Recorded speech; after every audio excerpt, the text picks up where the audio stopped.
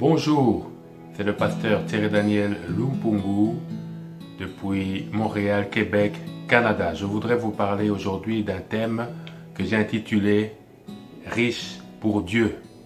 Alors lisons la parole de Dieu dans l'évangile de Luc, chapitre 12, des versets 16 à 21.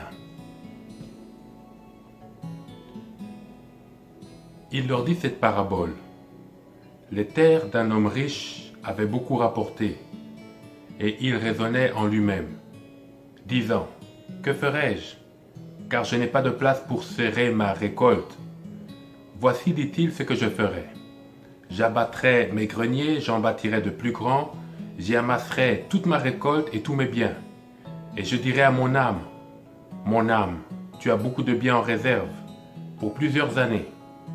Repose-toi, mange, bois et réjouis-toi. » Mais Dieu lui dit, « Insensé, cette nuit même, ton âme te sera redemandée.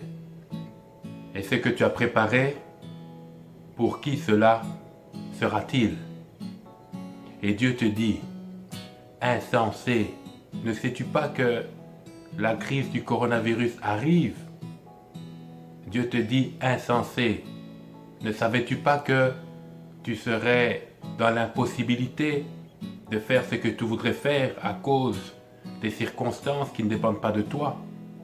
Bien-aimés, ne soyons pas insensés et soyons riches pour Dieu. » Il est question ici d'un changement de priorité. En termes de priorité, il y a 3 niveaux. Le premier niveau, c'est ce qui est utile. Le deuxième niveau, c'est ce qui est important. Et le troisième niveau, c'est ce qui est primordial. Ce qui est primordial est plus important que ce qui est important, et ce qui est important est plus important que ce qui est utile. Pour l'instant, ce qui est important, c'est d'être en bonne santé et de vivre. Quand la crise sera passée, parce qu'elle passera, la main du Seigneur est à l'œuvre, quelles seront tes priorités?